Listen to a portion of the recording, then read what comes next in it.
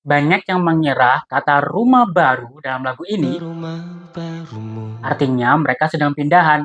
Padahal kenyataannya nggak seperti itu ya guys. Hai, aku Zaki, your songwriting consultant. Hari ini kita akan menganalisis lagu Sesi Potret dari Ari Lesmana. Kita akan mencari makna yang terkandung di dalam lagu tersebut, kemudian menganalisis majas yang digunakan, dan juga akan memberikan saran atau perbaikan diksi jika memang diperlukan. So, saksikan video ini sampai habis ya. Nah, oke, sekilas tentang lagu ini ya. Jadi lagu Sesi Potret yang ditulis oleh Enau dan juga Ariel Semana ini bercerita tentang seorang anak rantau yang tinggal jauh dari orang tuanya. Sudah beberapa tahun dia tidak mengunjungi orang tuanya karena terhalang oleh biaya. Suatu hari ketika dia memutuskan untuk pulang kampung mengunjungi orang tuanya, dia dikejutkan dengan sebuah berita bahwasanya orang tuanya telah meninggal. Sehingga yang tersisa hanya papan dan namamu. Digambarkan bahwa orang tuanya telah meninggal. Oleh karena itu, diksi rumah baru sebenarnya mereka bukan pindahan ya, tapi menuju sebuah alam yang baru atau dunia yang baru. Oke, tanpa berlama-lama, mari kita saksikan videonya berikut ini.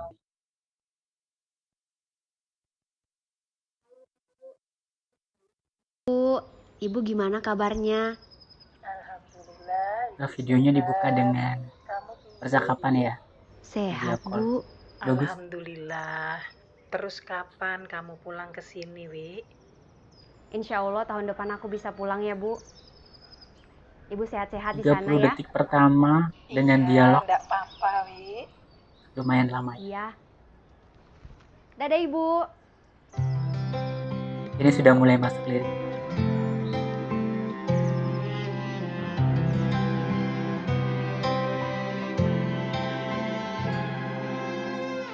Tahun lalu berjuta alasanku, maaf tak bisa pulang, penghasilanku pas-pasan. Kali ini sudah lumayan, berkat doamu dijabah Sang Maha Kaya. Oke, kita analisis lirik lagu di baris pertama ya. Di lirik yang pertama dituliskan, tahun ini berjuta alasanku. Nah, ini merupakan hiperbola ya. Ada berjuta alasan. Ya, mungkin alasannya nggak sampai sejuta, tapi di sini menggunakan kata sejuta alasan yang menandakan bahwa lirik ini atau kalimat ini merupakan majas hiperbola. Kemudian tadi juga kita dengarkan sama-sama ada kata-kata sebenarnya yang denotatif ya. Ada maaf tak bisa pulang penghasilanku pas-pasan. Kali ini sudah lumayan berkat doamu diijabah Sang Maha Kaya. Lirik yang kedua tadi, lirik pertama dan kedua tadi merupakan aliterasi ya. Ada aliterasi pas-pasan dan lumayan. Tapi sebenarnya lirik ini merupakan pernyataan denotatif. Baru kemudian di lirik keempat muncullah sebuah majas yang namanya metafora. Jadi ada berkat doamu diijabah Sang Maha Kaya. Sang Maha Kaya ini tentu saja merujuk kepada Tuhan semesta alam yang Maha Kaya, Tuhannya manusia, begitu ya. Yang dari sini sepertinya merujuk kepada Allah Subhanahu wa taala gitu ya. Oke, kita lanjutkan ke lirik selanjutnya. Dan tahun ini ku bisa pulang, oleh-oleh sudah di tangan. Tapi anehnya bukan kau yang menyambutku. Oh, ternyata kau yang lebih dulu pulang. Oke, kita lanjutkan ke lirik selanjutnya, yaitu penggunaan kata denotatif. Terdapat pada kata, dan tahun ini ku bisa pulang. Oleh-oleh sudah di tangan. Selain denotatif, ini juga menunjukkan adanya aliterasi ya, aliterasi huruf N, atau rima huruf N, yang ada di akhir. Kemudian dari selanjutnya ada, tapi anehnya bukan kau yang menyambutku. Oh, ternyata kau yang lebih dulu pulang. Nah, ini merupakan penggunaan kata ada beberapa majas yang digunakan. Yang pertama ada paronomasia. Paranomasia ini merupakan pemanfaatan kosakata yang sama, namun memiliki arti yang berbeda. Kita tadi tahu bahwasanya di lirik sebelumnya Ari Lesmana menyebutkan kata pulang, pulang dalam makna yang sebenarnya atau dalam makna denotatif. Namun di lirik yang ini, lirik selanjutnya, pulang di sini bukan bermakna pulang yang benar-benar pulang, tapi pulang di sini bermakna sudah meninggal. Jadi penggunaan majas atau penggunaan kosakata paronomasia. Oke, kalimat selanjutnya adalah dan tahun ini ku bisa pulang. Oleh-oleh sudah di tangan. Ini merupakan penggunaan majas metafora ya. Oleh-oleh sudah di tangan di sini menunjukkan bukan berarti oleh-oleh yang berada di tangan atau sudah dipegang, melainkan menunjukkan bahwasannya oleh-olehnya sudah dibeli. Jadi penggunaan di tangan di sini bukan bermakna benar-benar di tangan, tapi lebih bermakna kepada oleh-oleh untuk sang ibunda, oleh-oleh untuk orang tuanya sudah dibeli dan akan dibawa pulang. Oke, kita lanjutkan ke bagian referen ya. Ini menurutku bagian yang paling menarik dan mungkin bagian paling sentimental di dalam lagu. Mari kita dengarkan sama-sama. Ku bertamu ke rumah barumu, tak ada kamu, hanya papan dan namamu. Mana ocehan wewangian khasmu. Jarak ini terlalu jauh, kalau rindu aku tak mampu. Soal Oke, sangat sentimental sekali ya, apalagi video klipnya benar-benar disuguhkan orang tuanya telah meninggal begitu ya. Padahal dia sudah berencana untuk pulang. Oke, out of the context, kita kembali ke lirik lagu ya. Di bagian ref, kita tadi disuguhkan ada kalimat ku bertemu di rumah baru, tak ada kamu, hanya papan dan namamu. Mana oceanmu, wangian khasmu. Jarak ini terlalu jauh, kalau rindu aku tak mampu. Nah, ini semuanya kalau kita perhatikan, huruf akhir di dalam kalimat tersebut selalu berakhiran dengan U. Oleh karena itu, di dalam paragraf atau kalimat yang panjang tadi menggunakan aliterasi U atau menggunakan majas aliterasi yang memanfaatkan rima agar lagunya bisa terdengar lebih enak dan syahdu begitu ya. Kita bahas lirik-liriknya dulu. Tadi ada ku bertamu ke rumah barumu. Nah, di sini rumah baru bukan berarti rumah yang baru tapi merujuk kepada kuburan atau tempat tinggal orang-orang yang sudah meninggal atau tempat dikuburnya orang-orang yang telah meninggal. Bagaimana kita bisa tahu bahwa rumah baru ini bermakna kuburan? Ini dijelaskan di dalam kalimat selanjutnya, yaitu hanya papan dan nama. Artinya di sini ada papan dan juga nama yang bisa merujuk kepada papan nisan dan nama yang ada di nisan tersebut.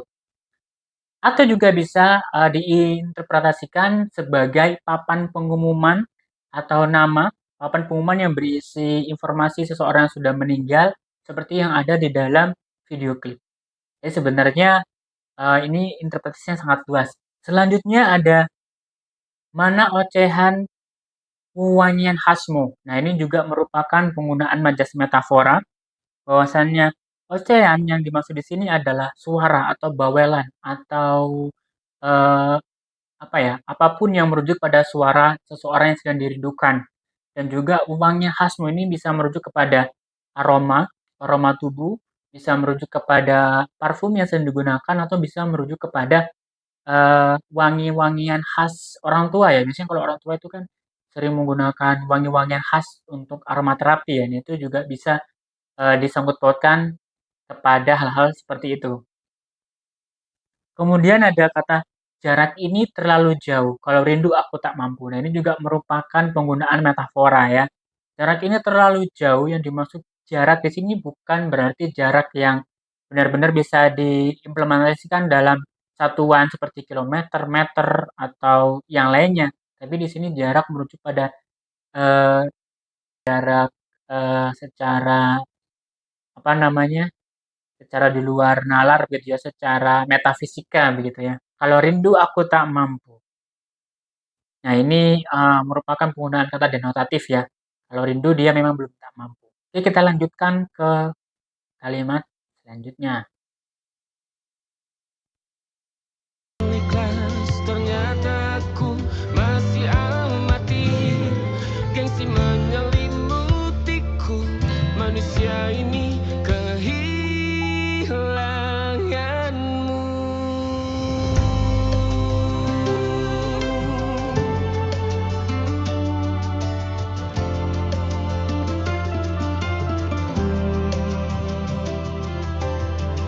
Nah, ini yang dimaksud papan dan nama tadi ya.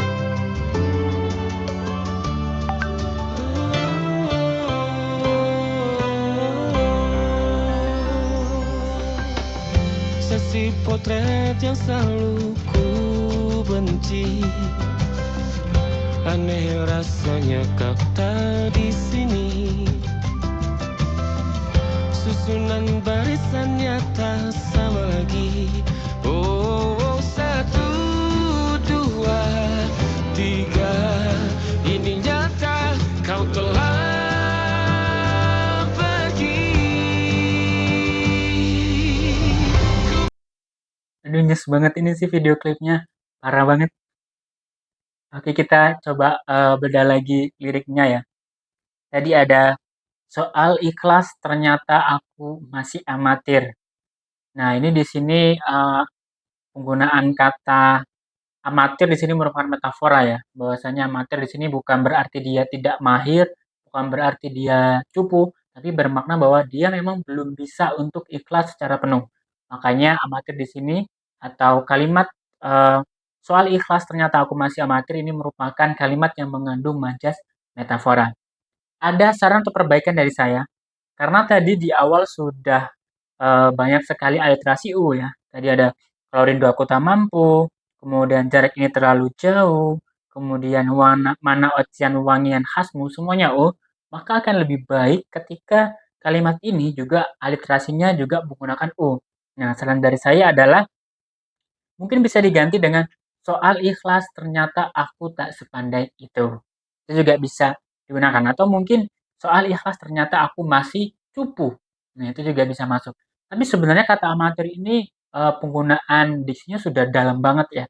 Sebenarnya tambah diubah pun sudah bagus begitu ya.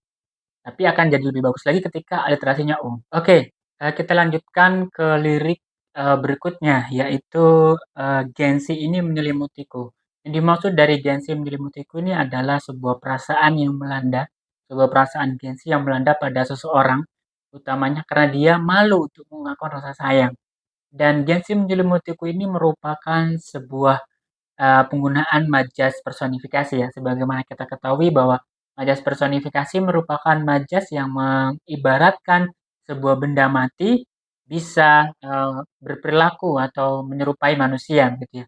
Manusia kehilanganmu ini merupakan penggunaan kata denotatif ya, karena tidak mengandung majas. Hanya saja kalimat manusia ini kehilanganmu ini tadi merupakan gabungan dari aliterasi U yang sudah saya jelaskan di awal. Dan selanjutnya ada kata sesi potret yang kubenci. Nah, kenapa ada sesi potret yang kubenci? Ini merujuk kepada biasanya ketika ada momen lebaran. Jadi, for your information gitu ya, secara konteks lagu ini diceritakan atau menceritakan seseorang, yang pulang kampung di saat lebaran dan biasanya ketika lebaran berlangsung, kita biasanya selalu, melakukan sesi potret ya atau berfoto bersama keluarga gitu ya di momen lebaran. Ini merupakan satu momen yang paling dibenci oleh penulis atau, penyanyi dalam lagu ini. Kenapa? Karena mungkin dia punya alasan-alasan personal ya. Biasanya ketika ada sesi pemotretan mungkin, akan bertemu dengan keluarga besar lainnya dan ditanya tentang pertanyaan-pertanyaan personal yang mungkin membuat dia merasa tidak nyaman. Di sesi potret yang dibenci ini ternyata di tahun ini meninggalkan luka yang begitu dalam. Kenapa? Karena dia merasa aneh, merasa ada sesuatu yang janggal karena di dalam sesi potret itu orang tuanya sudah tidak ada. Ada aneh rasanya kau tak di sini. Ini merupakan pernyataan denotatif ya. Kemudian susunan barisannya tak sama lagi. Ini juga merupakan denotatif. Ya, jadi susunan barisan yang tak sama lagi ini merujuk kepada formasi pada saat berfoto. Biasanya ketika foto bersama atau foto keluarga, kita selalu punya formasi-formasi tertentu. Misalnya orang tuanya berada di tengah, dan anak-anaknya kemudian ada di pinggir begitu ya. Dan karena orang tuanya ini sudah meninggal, maka formasi tersebut jadi berubah. Ini yang menjadikan penulis merasa aneh gitu ya, karena orang tuanya sudah tiada dan menyaksikan bahwa, wah, ini benar-benar orang tua gue udah meninggal begitu ya. Ini begitu sangat dalam. Kemudian ada kata 1, 2, 3. Ini merupakan menuju kepada konteks pemotretan tadi ya. Biasanya ketika kita foto kan kita hitung 1, 2, 3 ya. Dan di situ dia juga menyadari bahwa orang tuanya sudah tidak ada. Ini nyata, kau telah pergi. Ini juga merupakan kalimat denotatif yang maknanya begitu sangat dalam. Keren banget sih ini Ari Lesmana dan juga Now. Kemudian lirik selanjutnya sama ya, refrain, ulangan dari refrain. Oke, kita lanjutkan kepada bagian akhir pada lagu ini. Hatiku tak sempat temani kamu. Harusnya kau bisikan kata ajaib ke telingamu. Soal ikhlas ternyata aku masih amati, masih sangat amati. Gengsi menyelimutiku, manusia ini kehilanganmu. Oke, kalimat yang bisa kita analisis selanjutnya adalah sesal hatiku tak sempat temani kamu. Ini merupakan kalimat denotatif ya. Harusnya kubisikkan kata ajaib ke telingamu. Ini merupakan penggunaan majas metafora. Yang dimaksud dalam kata ajaib di sini merujuk kepada dua kalimat syahadat yang biasanya diucapkan oleh seseorang yang akan menuntun orang yang akan meninggal dunia. Ini merujuk kepada kebiasaan di masyarakat kita ya, utamanya pada ajaran Islam bahwasanya ketika orang meninggal, mereka percaya bahwa sebelum nafas terakhir dihembuskan dia harus mengucapkan kalimat syahadat sebagai sebuah pernyataan bahwa saya meninggal dalam keadaan muslim gitu dan saya meninggal dalam keadaan beriman kepada Allah gitu. Dan ini yang menjadikan penulis merasa sangat menyesal, kenapa aku tidak bisa menemani orang tuaku di saat-saat terakhirnya? Kenapa aku tidak bisa membimbing orang tuaku untuk mengucapkan dua kalimat syahadat itu yang sebagaimana itu sebuah indikator bahwa dia ketika berhasil mengucapkan kalimat syahadat itu akan dijamin masuk surga begitu ya, salah satu indikatornya gitu. Makanya dia sangat menyesal kenapa di saat akhir-akhir hidup orang tuaku aku tidak bisa menemaninya, begitu. Oke, jadi secara garis besar lagu ini sangat bagus ya, banyak mengandung majas di dalamnya dan juga pemilihan diksi yang begitu dalam gitu ya. Tadi kita sama-sama ketahui ada majas metafora, ada majas personifikasi, ada juga hiperbola dan lain-lainnya. Dan pilihan diksi-diksi yang tidak biasa seperti sesi potret, 1, 2, 3, jarak ini terlalu jauh, kalau rindu aku tak mampu, harusnya aku bisikkan kata ajaib di telingamu itu dia rentetan kata-kata yang membuat kita menjadi terenyuh. Ditambah lagi dengan video klipnya yang membuat kita sebagai anak rantau pasti akan merasakan rindu kepada orang tua kita. Itu dia teman-teman analisis lagu sesi potret dari Ariel Lesmana. Dan buat teman-teman yang punya lagu atau sedang membuat lagu dan bingung tentang pilihan lirik yang ada di dalam lagu kalian, kalian bisa banget feel free hubungin aku, bisa komentar di video YouTube ini dan kita akan apa namanya berdiskusi bareng untuk menemukan lirik lagu yang tepat untuk kamu. Ya, oke, aku tunggu. See you to the next Your Song. Aku Zaki, Your Song Writing Consultant. Dadah.